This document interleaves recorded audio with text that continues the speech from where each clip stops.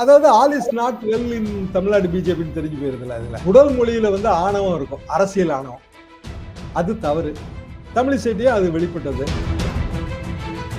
குறிப்பாக ஒரு மேடையில, அதுவும் ஒரு முதலமைச்சர் பதவி பிரமாண மேடையில இப்படி நடந்து கொள்வது அது அருவருக்கு தகுந்தது, கண்டிக்க தகுந்தது. கிட்டத்தட்ட எல்லாருமே அதை கண்டிச்சுட்டாங்க.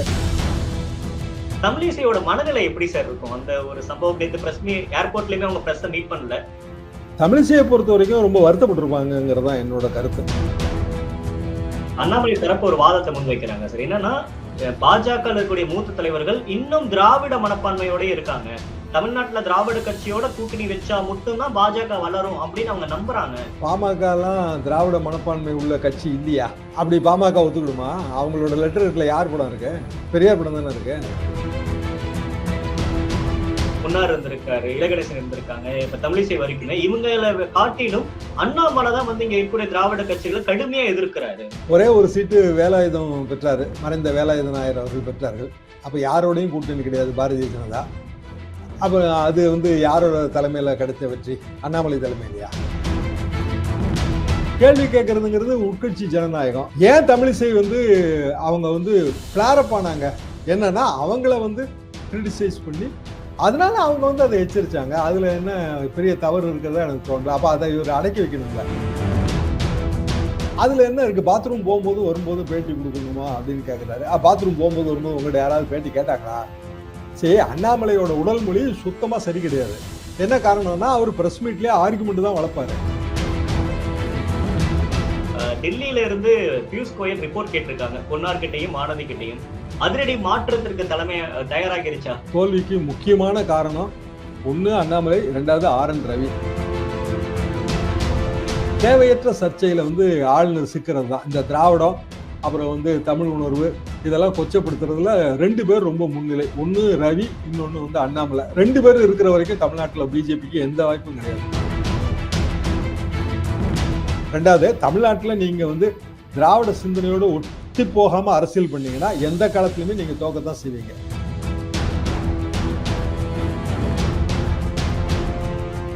அனைவருக்கும் வணக்கம். இன்றைய சிறப்பு நேர்காணலில் நம்மோடு இணைந்திருக்கிறார் மூத்த பத்திரிகையாளர் தராசு ஷாம் அவர்கள். ஷாம் சார் வணக்கம். வணக்கம் பிரதீப் சார். நேத்து அமித்ஷா அவர்கள் தமிழிசை அவர்களை அந்த மேடையில நடத்தின விதம் அப்படின்றது பொதுவாவே ஒரு நிறைய விமர்சனங்களை எழுந்திருக்கு. இதை எப்படி பாக்குறீங்க? இதை பத்தின உங்களோட முதற்கட்ட பார்வை என்ன சார்? இதை முகச்சுளிப்போடு தான் பார்க்க வேண்டும். காரணம் என்னவென்றால், ஒன்று அமித்ஷா அவர்களும் ஒரு பெரிய பொசிஷனில் இருக்கிறார், தமிழிசை அவர்களும் பெரிய பொசிஷனில் இருந்தவர்கள். எங்களுக்கு வந்து எங்கள் கல்லூரி கதாநாயகனும் குமரி ஆனந்தன், அவரது தந்தையார்.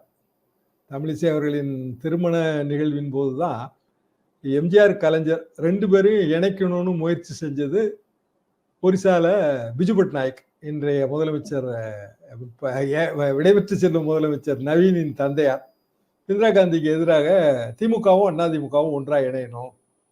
முதல்ல நான் அட்டன் பண்ண பிரஸ் மீட்ல அது ஒண்ணுங்க. 1979 80 காலகட்டம். சேப்பாக்கம் கெஸ்ட் ஹவுஸ்ல கலைஞரும் எம்ஜிஆர் முதல்வர். இப்போ யாரு முதலமைச்சர்னு ஒரு கேள்வி வரும்போது கலைஞர் வந்து எம்ஜிஆர் தான்ட்டாரு. யாரு திமுக தலைவர்னு கேள்வி வரும்போது எம்ஜிஆர் வந்து கலைஞர் தான்ட்டாரு. இவ்வளவு பெரிய வரலாற்று நிகழ்வு. அன்றைக்கு வந்து தமிழிசை அவர்களோட திருமணம். 2 தலைவர்களும் கலந்துக்கிறாங்க. இந்த இணைப்பு உங்களுக்கு பிடித்திருக்குமே அப்படின்னு கலைஞர் வந்து கொஞ்சம் கிண்டல் கலந்த துணியில எங்களை பார்த்து கேட்கிறார், பத்திரிகையாளர்கள் கூட்டத்தை பார்த்து. இப்படியான பல நினைவுகள் வந்து தமிழிசை அவர்களின் குடும்பத்தோடு இருக்கிறது. குமரிநந்தன் அவர்களிடம் டேட்டு கேட்கறதுக்கு தான் நாங்கள் காலேஜ் டேஸ்ல போய் நிற்போம். மரியாதைக்குரிய ஒரு பெரிய குடும்பத்தை சேர்ந்தவர். பாரதிய ஜனதா கொள்கைகள் பேர்ல நமக்கு விமர்சனம் இருக்கலாம், ஆனா தமிழிசை அவர்கள் பேர்ல வந்து மரியாதை தான் இருக்கும் கண்டிப்பாக. என்ன காரணம்னா, அந்த குடும்பம் ஒண்ணு. ரெண்டாவது, ஒரு பெண் தலைவர் 5 வருஷம் பிஜேபிக்காக பாடுபட்டு இருக்கிறாரு. பிஜேபி இன்னைக்கு உயர்ந்திருக்குன்னா அதுக்கு தமிழிசை அவர்களும் காரணம். அண்ணாமலை அவர்கள் மட்டும் காரணம்லாம் சொல்ல முடியாது. தமிழிசை, இலகணேசன், எவ்வளவு பேர் அந்த பாரம்பரியத்துல, அந்த தலைவர் பாரம்பரியத்துல வந்திருக்காங்க. பொன் ராதாகிருஷ்ணன். அப்படி இருக்கும்போது தமிழிசையை அந்த ஒற்றை விரலை நீட்டி எச்சரிப்பது, மிரட்டும் துணியில் நடந்து கொள்வது, அது மேடை நாகரிகத்துல சேர்த்து இல்ல, பளிச்சுன்னு தெரியுது. அவங்களுக்குள்ள என்ன பேசுறாங்கன்னு உண்மையிலே நமக்கு இப்ப வேர்ட் பை வேர்டு தெரியாது. ஆனா உடல் மொழி இருக்குல்ல, இன்னைக்கு படக்காட்சி உலகம் எல்லாமே உடல் மொழி நமக்கு தெரிவிக்கிறது. முகச்சுளிப்பு, புருவ நெரிப்பு, கோபத்துல உயர்த்துதல், இதெல்லாமே தெரியுது. ஒரு காலகட்டத்திலுமே எம்ஜிஆர் வந்து அந்த பொது வெளியில எதையுமே காட்டிக்க மாட்டாரு. தனியரங்கத்துல வந்து திட்டுவாரு, கோவப்படுவாரு, அதெல்லாம் உண்டு. ஆனா பொது வெளிக்கு வரும்போது அது அந்த அந்த பண்போட இருப்பாரு எப்போதுமே. அது ஒரு இமேஜ் பில்டிங். ஆனா அமித்ஷாட்ட அது கிடையாது. எப்போதுமே அவர் வந்து ஒரு பெரிய ஹெட்மாஸ்டர் தோரணையில மிரட்டுகிற தோரணையில் தான் இருப்பாரு. இன்னும் சொல்லப்போனால் அது மோடி அவர்களுக்கும் அதே பிரச்சனை தான். உடல் மொழியில வந்து ஆணவம் இருக்கும். அரசியல் ஆணவம். அது தவறு. தமிழிசைட்டயும் அது வெளிப்பட்டது. அதாவது all is not well in Tamil Nadu பிஜேபின்னு தெரிஞ்சு போயிருதுல அதுல. பிஜேபி வித் பார்ட்டி வித் டிஃபரன்ஸ்மாங்க. பார்ட்டி வித்தவுட் டிஃபரன்ஸ் மாதிரி ஆயிருதுல. தேர்தல் தோல்வின்னு வரும்போது பலரும் பல குற்றச்சாட்டுகளை வைப்பார்கள். ஆனா அதுக்கான பதில வந்து வார் ரூம்ல இருந்து சோசியல் மீடியால உழவு விடுறது அப்ப யாரு? அண்ணாமலை சப்போர்ட்டர்ஸ் தானே. அது எல்லாமே பெய்டு சப்போர்ட்டர்ஸா இருக்காங்களே. அண்ணாமலை ஒரு ட்வீட் போட்ட அடுத்த நிமிஷமே வந்து எத்தனை லைக் வருது நீங்க பாருங்க. அப்ப ட்வீட் எப்போ வரும்னு முதல்ல சொல்லிடுவாங்க போல இருக்கு. இல்லைன்னா எப்படி வந்து அரை நிமிஷத்துக்குள்ள 1/4 நிமிஷத்துக்குள்ள அத்தனை லைக் வரும்? சரி, இமேஜ் பில்டிங். இதை இன்னமும் வந்து அண்ணாமலையை பற்றி முழுமையாக புரிந்து கொள்ளவில்லை என்றால் அது ரொம்ப ஆபத்து. இமேஜ் பில்டிங்ல என்ன ப்ராப்ளம் அப்படின்னா அது வந்து ஓட்டா ரிஃப்ளெக்டே ஆகாது. நீங்க எவ்வளவுதான் இமேஜ் பில்டப் பண்ணாலும். ஆனா அந்த போலியான பிம்பத்திலே வாழ்ந்துகிட்டே இருக்கிறதுங்கிறது பிஜேபிக்கு நல்லது இல்லை. அதைத்தான் தமிழிசை எடுத்து கூறினார்கள். தமிழிசை மாதிரியே பல பேருக்கும் கருத்துகள் இருக்கு. அப்படி இருக்கும்போது அமித்ஷா அவர்கள் குறிப்பாக ஒரு மேடையில, அதுவும் ஒரு முதலமைச்சர் பதவி பிரமாண மேடையில இப்படி நடந்து கொள்வது அது அருவருக்கு தகுந்தது, கண்டிக்க தகுந்தது. கிட்டத்தட்ட எல்லாருமே அதை கண்டிச்சுட்டாங்க. அந்த வீடியோ நேத்து வைரல்ங்க. இன்னைக்கு எல்லா பத்திரிகையிலயும் அது செய்தி. கண்டிப்பா சார், கண்டிப்பா. இல்லையா? அப்ப வந்து என்ன இதுல இருந்து தெரிய வருதுன்னா பிஜேபி அந்த பெரியண்ணன் மனப்பான்மையில இருந்து இன்னும் விலகல. அடிபட்டாங்க தேர்தல்ல. மெஜாரிட்டி இல்ல. 400 சொல்லிட்டு கடைசியில குறைஞ்சு 240க்கு வந்தாச்சு. எல்லா கூட்டணி கட்சிகளை நம்பித்தான் வண்டி ஓடுது.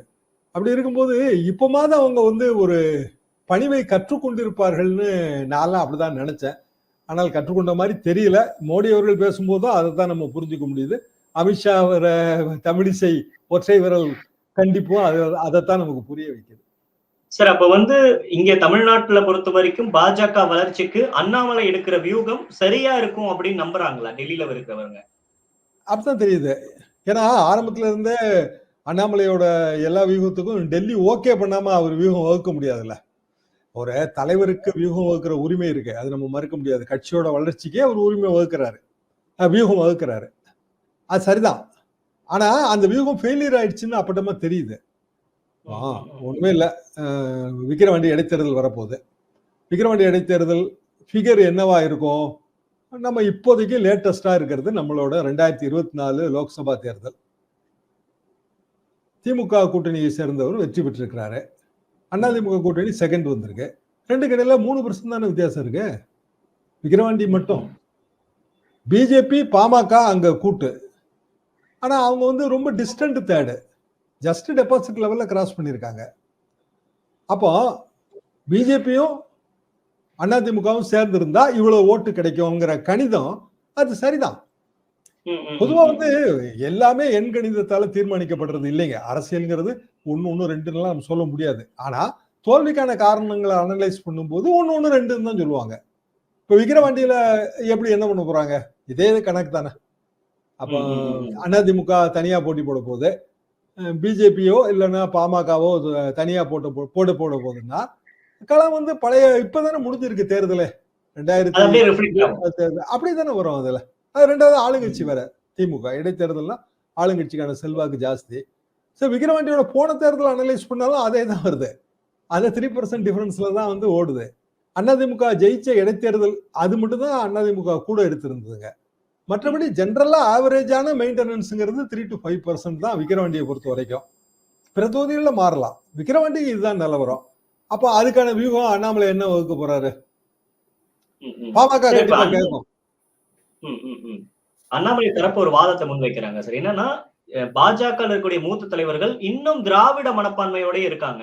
தமிழ்நாட்டுல திராவிட கட்சியோட கூட்டணி வச்சா மட்டும்தான் பாஜக வளரும் அப்படின்னு அவங்க நம்புறாங்க. அது தவறு. பாஜக இங்க தனித்தே வந்து நாங்க வளர்றோம். 11% நம்ம எடுத்திருக்கோம். இதை வந்து ஏன் அவங்க புரிஞ்சுக்க மாட்டாங்க அப்படின்ற ஒரு இதை சொல்றாங்க. இதை நீங்க எப்படி சார் பாக்குறீங்க? அதாவது அப்ப பாமக எல்லாம் திராவிட மனப்பான்மை உள்ள கட்சி இல்லையா? அப்படி பாமக ஒத்துக்கிடுமா? அவங்களோட லெட்டர்ல யார் படம் இருக்கு? பெரியார் படம் தானே இருக்கு. சரி, இடஒதுக்கீடு பாமக நிலைப்பாடு என்ன, பாஜக நிலைப்பாடு என்ன? திராவிட மனப்பான்மைன்னா என்னங்க? இடஒதுக்கீட்டுக்கு ஆதரவு, சாதிவாரி கணக்கெடுப்புக்கு ஆதரவு, அப்புறம் வந்து தமிழுக்கான முக்கியத்துவம், பொதுவான சமூக நீதி, இதுதானே. வேற என்ன இருக்கு? அவங்களோட சிந்தனைக்கும் இங்க இருக்கிற சமூக நீதி சிந்தனைக்குமான வித்தியாசம் இதானே. 1921 நம்மளோட முதல் இடஒதுக்கீடு கொள்கை, முத்தியாமுலையார் கம்யூனல் 100 வருஷம் தாண்டி வந்திருக்கோம். நம்மளை பார்த்தா இடஒதுக்கீடு மற்ற மாநிலங்கள் பின்பற்றுச்சு. இந்தியா முழுவதுக்குமே நம்ம தான் முதல் சட்ட திருத்தம், அரசியல் சாசன திருத்தம். இதெல்லாம் திராவிட மனப்பான்மை இல்லைன்னு சொல்லி பிஜேபி வளர்ந்துருவாங்க. அது இப்படி வளரும். சரி, அப்ப கூட்டணி கட்சியா வச்சிருக்கிறவங்க மத்தவங்க எல்லாம் அப்ப அவங்க வந்து பிஜேபியோட இந்த திராவிட மனப்பான்மை இல்லாத கொள்கையை ஒத்துக்கிறாங்களா? சரி, பிஜேபி மட்டும் தனியா எவ்வளவு எடுத்தது அப்படின்னு ஒரு கணக்கு பார்க்கலாம். அப்படின்னா அவங்க வந்து 2014 9 தொகுதியில போட்டி போட்டிருக்காங்க. 5 சொச்சம் 6% எடுத்துங்க ரவுண்டா. அப்படின்னா இப்போ வந்து கிட்டத்தட்ட 24 தொகுதி தாமரை நிக்குது, 3 மடங்கு அதிகம். 18% பிஜேபி மட்டும் வந்திருக்கணும்ல. அப்படி வந்தா தான் பிஜேபி வளர்ந்துருக்குன்னு பொருள் கொள்ள முடியும். பிஜேபியோட வளர்ச்சி 18%, அதுல பாமக ஓட்டு எவ்வளவு, மத்த கட்சி ஓட்டு எவ்வளவு நம்ம பிரிச்சு பார்க்கவே முடியாத. எந்த ஜனநாயகத்திலும் இப்படி பிரிச்சு பார்க்க முடியாது இல்லையா? 50% திமுக கூட்டணி வாங்கிச்சுன்னா எல்லா ஓட்டும் திமுகவுக்கு நம்ம எப்படி கொள்ள முடியும்? திமுக எத்தனை தொகுதியில போட்டி போட்டுச்சு, எவ்வளவு ஓட்டு வாங்குச்சு, போன தடவை எவ்வளவு, இதை வச்சு வெயிட்டட் ஆவரேஜ் போடுறதுதான் நடைமுறை வழக்கம். அப்ப எப்படி பிஜேபி அண்ணாமலை தலைமையில அபார வளர்ச்சி அடைஞ்சிருக்கு, திராவிட மனப்பான்மையிலிருந்து விலகி வந்திருக்கிறோம், இத்தனை சதவீதம் வெற்றி, அதனால வந்து 2026 அரசு அப்படின்னா பாமகவே அதை ஒத்துக்கிடாத. பாமக எங்க வந்து மோடியை வாழ்த்தி இல்ல வந்து பெரிய அளவுக்கு வரவேற்று என்ன பண்ணிருக்காங்க அவங்க சொல்லுங்க. என்னோட கேள்வி தவறா இருந்தா நீங்க சரிப்படுத்துங்க. இதுக்கு முன்னாடி இருந்த பாஜக தலைவர்கள் இருக்கிறாங்க, எல்முருகன் அவர்கள் இருந்திருக்காரு, பொன்னார் இருந்திருக்காரு, இலகணேசன் இருந்திருக்காங்க, இப்ப தமிழிசை வரைக்குமே இவங்களை காட்டிலும் அண்ணாமலை தான் வந்து இங்க இருக்கக்கூடிய திராவிட கட்சிகளை கடுமையா எதிர்க்கிறாரு. அதை பிடிக்காதனாலதான் உட்கட்சியில இருக்கக்கூடிய சீனியர்ஸ் எல்லாம் வந்து இதை எதிர்க்கிறாங்க அப்படின்னு ஒண்ணு சொல்றாங்க. இது உண்மையாமே அப்படிதானா? நீங்க எப்படி இதை பாக்குறீங்க? ஒரே ஒரு சீட்டு வேலாயுதம் பெற்றாரு, மறைந்த வேலாயுதன் நாயர் அவர்கள் பெற்றார்கள். அப்ப யாரோடையும் கூட்டணி கிடையாது பாரதிய ஜனதா. அப்ப அது வந்து யாரோட தலைமையில கிடைச்ச வெற்றி? அண்ணாமலை தலைமையிலையா? நான் இலகணேசன் காலத்துல இருந்து எனக்கு பிஜேபி க்ளோஸா தெரியுங்க. ஏன்னா அவங்களுக்கான வெப் கேம்பெயின் 2009 நான் பண்ணி கொடுத்துருக்கேன். அப்போ கமலாலயத்துல எனக்கு அறைகள் இருந்தன, ரொம்ப கிளியரா தெரியும். ஆனா இலகணேசன்லாம் அடிப்படை நாகரிகத்தோட நடந்து கொண்ட தலைவர். என்னன்னா எல்லா தலைவர்களும் பிறந்த நாளைக்கும் போவாரு, கலைஞர் பிறந்த நாளைக்கும் போவாரு, வீட்டுக்கு போக மாட்டாரு, அறிவாலயத்துக்கு போவாரு, எல்லா பிறந்த நாளுக்கும் போவாருங்க. போய் அறிவாலயத்துல போய் அவர் வந்து வாழ்த்து சொல்லுவாரு. இலகணேசன் பதவி ஏற்ற உடனே எங்க அலுவலகத்துக்கு வந்திருந்தாரு. அதான் ஒவ்வொரு பத்திரிகையாளர்களை சந்திக்கணும், இதெல்லாம் மரபு. அண்ணாமலை வந்து ஏர்போர்ட்ல நான் பேட்டி கொடுக்க மாட்டேன், அது வாழ்நாள் சபதம்னா அடுத்தாப்புல பேட்டி கொடுத்தா அப்ப அவரை என்ன சொல்லுவாங்க? சரி, ஏர்போர்ட்ல பேட்டி கொடுக்கறதுங்கிறது ஒரு வசதி. என்னன்னா எல்லாரும் ஏர்போர்ட், நம்ம எல்லா தொலைக்காட்சி நிறுவனங்களும் ஆமா எல்லாரும் அங்க ஆள் போட்டு வச்சிருக்கோம். வருஷம் ஒரு ஸ்ட்ரிங்கராவது இருப்பாரு. ஃபர்ஸ்ட் ரியாக்ஷன் ஏர்போர்ட் தான். அதுல என்ன இருக்கு? பாத்ரூம் போகும்போது வரும்போது பேட்டி கொடுக்கணுமா அப்படின்னு கேக்குறாரு. பாத்ரூம் போகும்போது வரும்போது உங்கள்கிட்ட யாராவது பேட்டி கேட்டாங்களா? சரி, அண்ணாமலையோட உடல் மொழி சுத்தமா சரி கிடையாது. என்ன காரணம்னா அவர் பிரஸ் மீட்லயே ஆர்குமெண்ட் தான் வளர்ப்பாரு. ஆர்குமெண்ட் வளர்த்து நீங்க அறிவாலயத்துல காசு வாங்கினீங்களான்னு கேட்பாரு. அண்ணாமலை பிரஸ் மீட்டை புறக்கணிக்கணுங்கிறதா மூத்த பத்திரிகையாளனாக என்னோட கருத்துங்க எப்போதுமே. என்ன காரணம்னா ஒருத்தருக்கு ஒரு டிகினிட்டி இருக்கு, அரசியல் தலைவர்களுக்கு ஒரு டிகினிட்டி இருக்கு. நம்ம வந்து அதை என்னைக்காவது குறைச்சு நம்ம இட போட்டிருக்கோமா? அண்ணாமலை பிடிக்குதோ பிடிக்கலையோ, அவர் ஒரு தேசிய கட்சியோட மாநில தலைவர், அவருக்கு உண்டான மரியாதையை வந்து எந்த பிரஸ் மீட்ல யார் கொடுக்கல. ஆனா அவர் தான் மரியாதை கொடுக்கறதே கிடையாது. அப்படி இருக்கும்போது பிறகு அண்ணாமலையை கேள்வி கேட்கத்தானே செய்வார்கள். அதுல என்ன சந்தேகம்? சரி, அண்ணாமலைய தமிழிசை மட்டுமா கேள்வி கேட்கிறாங்க? எத்தனையோ பேர் எஸ் வி சேகர் கூட தான் கேள்வி கேட்கிறாரு. அவர் பிஜேபியில் தான் இருக்கிறாரு. எஸ் வி சேகர் கூட கேள்வி கேட்க தான் செய்யறாரு. அதுல கேள்வி கேட்கறதுங்கிறது உட்கட்சி ஜனநாயகம். ஏன் தமிழிசை வந்து அவங்க வந்து ஃபிளார் அப் ஆனாங்க? என்னன்னா அவங்கள வந்து கிரிட்டிசைஸ் பண்ணி பிஜேபியோட இன்டர்னல் விங்கு அவங்க வந்து நிறைய போட்டாங்க சோசியல் மீடியால. இந்த தேர்தலே உருவ கேள்வி எல்லாம் பண்ணாங்க. அதனால அவங்க வந்து அதை எச்சரிச்சாங்க. அதுல என்ன பெரிய தவறு இருக்கிறதா எனக்கு தோணல. அப்ப அதை இவர் அடக்கி வைக்கணும்ல. தமிழ்நாடு பிஜேபிக்கு மேல வந்த பாலியல் புகார்கள், பண புகார்கள், இதை பற்றி அண்ணாமலை இதுவரைக்கும் ஏதாவது ஒரு கருத்து தெரிவிச்சிருக்காரா? எத்தனை புகார்கள் இதுக்கு முந்தி அப்படி வந்திருக்கா? முருகன் அவர்கள் இருந்தார்கள், அவரோட தலைமை அவர் வேல் யாத்திரை எல்லாம் நடத்தி அவரும் பாப்புலரா தான் இருந்தாரு. பாப்புலர் இல்லைன்னு அது போக அவரு 2வது முறை அமைச்சரா இருக்காரு, மத்திய அமைச்சர்.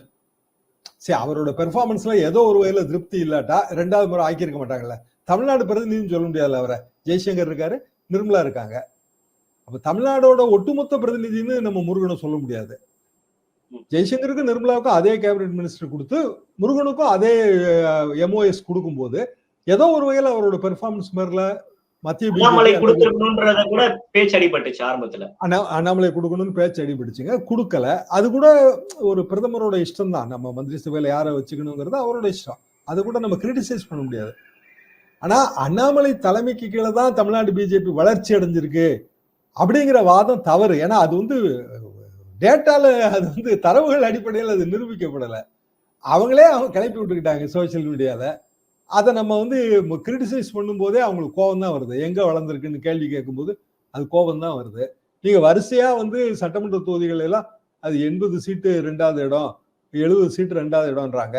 எந்த 2வது இடம்னு கேட்டா ஒருத்தர் 1 லட்சம் ஓட்டு வாங்கியிருக்காரு, இன்னொருத்தர் 20,000 ஓட்டு வாங்கியிருக்காரு. 20,000 ஓட்டு 2வது இடம்ன்றாங்க. அது எப்படி பொருத்த முடித்ததாக இருக்க முடியும்? 2வது, தமிழ்நாட்டில் நீங்க வந்து திராவிட சிந்தனையோடு ஒட்டி போகாம அரசியல் பண்ணீங்கன்னா எந்த காலத்திலுமே நீங்க தோக்கத்தான் செய்வீங்க. சிம்பிள் ரீசன், எக்ஸப்ட் பிஜேபி எல்லா கட்டத்திலையும் வந்து திராவிட கொள்கைகள் என்னவோ அதைத்தான் எல்லா கட்சியும் கடைபிடிக்குது. அப்ப மதிமுக என்ன, அதிமுக என்ன, பாமக என்ன, தேமுதிக என்ன, அவங்களாம் அப்ப திராவிட மனப்பான்மையோடு இல்லையா? சார், நீங்க ரொம்ப காலம் அரசியலை கூர்ந்து கவனிச்சிருக்கீங்க. எம்ஜிஆர் காலத்துல இருந்து எல்லா தலைவர்களோடையுமே ஓரளவுக்கு நெருக்கமா இருந்திருக்கீங்க. தமிழிசையோட மனநிலை எப்படி சார் இருக்கும்? அந்த ஒரு சம்பவம் நேத்து பிரஸ் ஏர்போர்ட்லயுமே அவங்க பிரஸ் மீட் பண்ணல.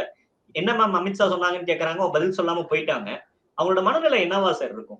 அது உங்களால யூகிக்க முடியுதா? பொதுவா வந்துங்க, தமிழிசை அவர்கள் எனக்கு நல்ல ரொம்ப நெருக்கமாக தெரியும். அவரோட கணவரும் எனக்கு ரொம்ப நல்லா தெரியுங்க. அவர் ஒரு பெரிய மருத்துவர், புகழ்பெற்ற மருத்துவரும் கூட. அவர் எந்த ஒரு ஃப்ரண்ட்டுக்கும் வராம எப்போதுமே வந்து ரொம்ப பணிவாக நடந்து கொள்கிற ஒரு மருத்துவர். அவரோட திருமணம், ஏன்னா திருமண காலத்துல இருந்து அவங்கள பார்த்துட்டு இருக்கேங்கிறதுனால நான் இதை சொல்றேன். தமிழிசையை பொறுத்த வரைக்கும் ரொம்ப வருத்தப்பட்டிருப்பாங்கிறது தான் என்னோட கருத்து.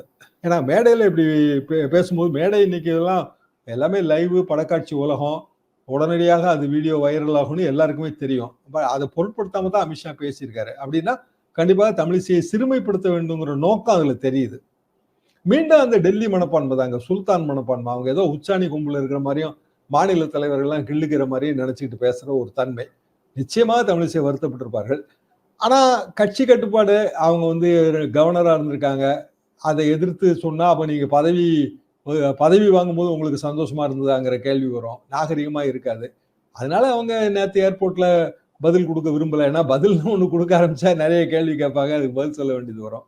ஆனா நிச்சயமா வருத்தப்பட்டிருப்பாரு. தமிழிசை ஆதரவாளர்கள்னு ஒரு பெரிய வட்டம் வந்து இங்க இருக்கு.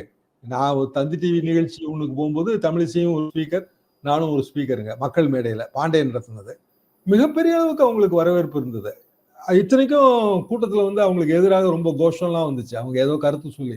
அதெல்லாம் ரொம்ப ரொம்ப திறமையா சமாளிச்சாங்க. நான் ரொம்ப ஆச்சரியப்பட்டேன். ஏன்னா அவர் பெண், கூட்டத்துல பாதி பேருக்கு மேல வந்து அந்த கருத்தை ஏத்து குரல் கொடுக்குறாங்க, சேரெல்லாம் தூக்கி போடுறாங்க. ஆனா அதை பத்தி அவங்க கவலைப்படாம அந்த அந்த அவங்க சித்தாந்தம் என்னவோ அதை வந்து அதுல தெளிவா இருந்தாங்க. அது நமக்கு பிடிக்கலங்கிறது வேற விஷயம். ஆனா யாரையுமே சிறுமைப்படுத்துகிற, அதுவும் வந்து பொது வெளியில சிறுமைப்படுத்துகிற உரிமை எப்பேற்பட்ட கொம்பனுக்கும் கிடையாது.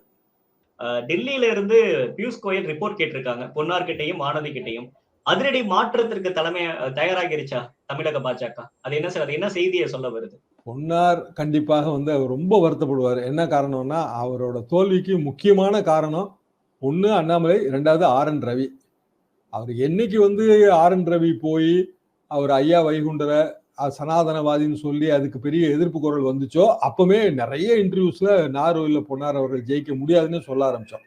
என்ன காரணம்னா, ஒரு குறிப்பிட்ட ஓட்டு வங்கி இருக்கிற ஒரு பகுதி தேவையற்ற சர்ச்சையில வந்து ஆளுநர் சிக்கிறது தான். இந்த திராவிடம், அப்புறம் வந்து தமிழ் உணர்வு, இதெல்லாம் கொச்சப்படுத்துறதுல 2 பேர் ரொம்ப முன்னிலை. ஒன்னு ரவி, இன்னொன்னு வந்து அண்ணாமலை. 2 பேர் இருக்கிற வரைக்கும் தமிழ்நாட்டில் பிஜேபிக்கு எந்த வாய்ப்பும் கிடையாது.